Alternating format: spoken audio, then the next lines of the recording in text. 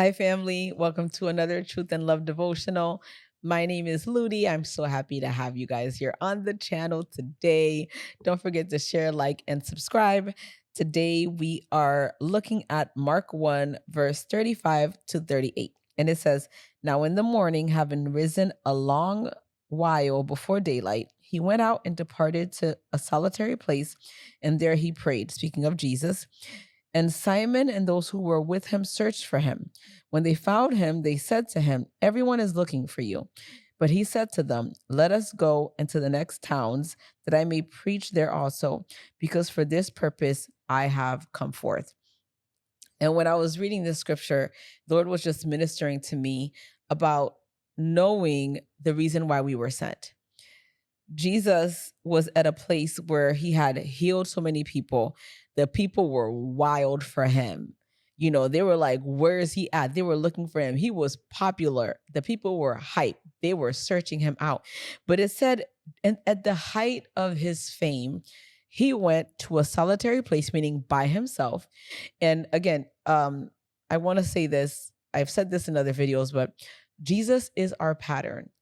He is the one that we should follow. Jesus was intentional with going away by himself to pray. And we sometimes only pray when we're in a crowd of people at church. And that is not a healthy thing. We need to learn to go away to pray, to seek God for ourselves, and learn to be in solitude with him. And it's really hard to be quiet with the Lord because we have been trained with so much noise. Our phones, social media, television, streaming, even family members. There's always so many different options to be distracted. But when you're distracted, you can miss the Lord. Because in the scripture, we see Jesus went away to pray. He got up before everybody else and went away to pray. And Simon came to him and said, "Everybody's looking for you, bro. Like, they're all looking for you." But Jesus did not say, "Oh man, these people love me." And I hear this saying that go where you're celebrated. That's not biblical. Jesus left where he was celebrated.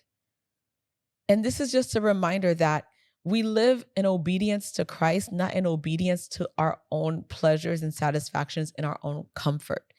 Going where you're celebrated is about you. It's going where Jesus sends you, where the Lord sends you to go. Because after being intentional with his relationship with the Lord, even though he had access permanently, continually, he was intentional to model to us what it looked like to seek direction from God. And while he was away with God, the message he received in conversation with his father, "You got to leave this place and go somewhere else. Don't stay where you're celebrated. Go to the next place because they need to hear about me too." But if Jesus had not prayed to the Lord and heard clear direction, he could have been like, "Oh, snap, these people love me. Let me stay in this town a little bit longer," and missed the Lord.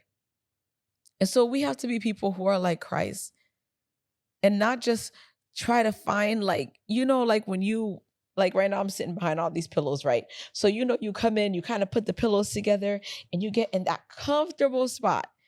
And then somebody tells you to move and you're just like, "Bro, I don't feel like moving. It took me so long to get comfortable here. I don't want to leave from this spot because I finally found a little nook, a little niche."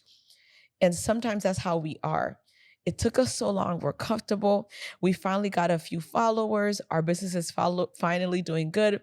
We finally got that promotion, and God is telling us it's time to go. Like, what? What do you mean it's time to go? It's time to go because you're not just called to a place, you're called to a people. And so we have to be people who are intentional with prayer. Prayer is not just when you need something. Prayer should be a daily discipline. I have these alarms: 9, 3, 9, 12, 3, 6, 9, 12, 3. Okay, I'm not up at 3 in the morning, but sometimes when I am, I'm praying.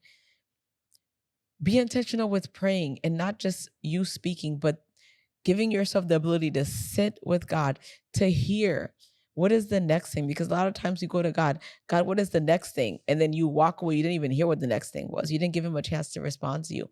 He will respond to you with letting you know what is the next thing you're supposed to do. So seek the Lord today. Don't just go because you're comfortable.